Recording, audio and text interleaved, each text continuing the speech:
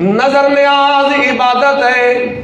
یہ جو ہم کہتے ہیں نظر اللہ تے نیاز ہے، یہ نظر نیاز دنیا کو بتانے کی ضرورت ہے.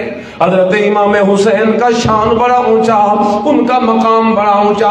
وہ میرے نبی کا نواسا، میرے نبی کے سینے پہ پلنے والا، میرے نبی کے کندھوں پہ بیٹھ کے زلفوں سے کھیلنے والا، میرے نبی کے ہونٹوں میں ہونٹ دے کے چوسنے والا، میرے نبی جس کی زبان چوسے، میرے نبی جس سے محبت کرے، میرے نبی جسے سونگے اور کہے مجھے خوشبو آتی ہے حسین کے بدن سے، اس حسین کا شان بڑا اعلیٰ، مقام بڑا اعلیٰ.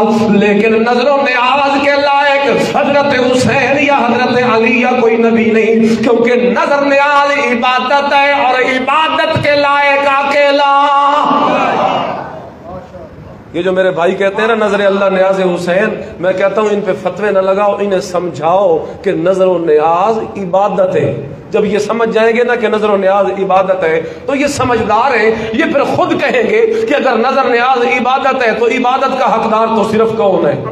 تو پھر یہ یوں کہیں گے نظر اللہ تے نیاز بھی اللہ کی، کیونکہ جو چیز مانگتے ہیں ہم وہ نظر ہوتی ہے، اور جس چیز جو مانگتے ہیں اللہ سے جو ہم نے لینا ہوتا ہے یہ نظر ہوتی ہے، اور جو بدلے میں اللہ کو دینا ہوتا ہے بکرا دے یا نفع لیا جو آپ نے مانا ہے وہ نیاز ہوتی ہے. جب آپ نے کام اللہ سے کروایا اور آپ کا کام کیا بھی اللہ نے، اب حق بھی یہی بنتا ہے کہ جس کو کہا تھا اب اسی کے نام پہ دو.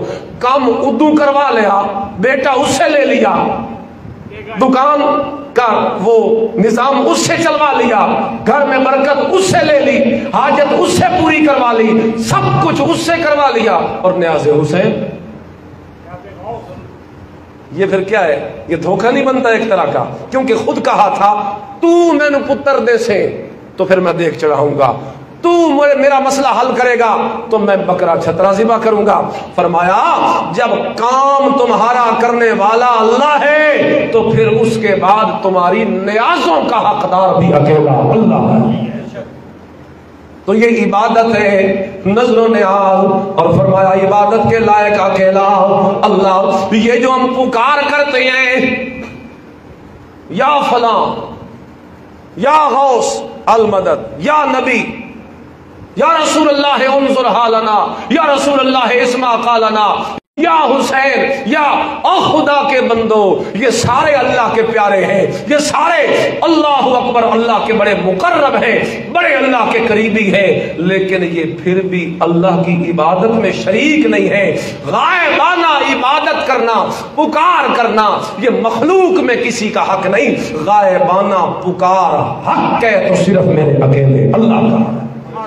13واں پارہ سورۃ الرعد، اللہ کہتے ہیں لہو دعوت الحق، کائنات میں سچی پکار ہے تو صرف کس کی ہے؟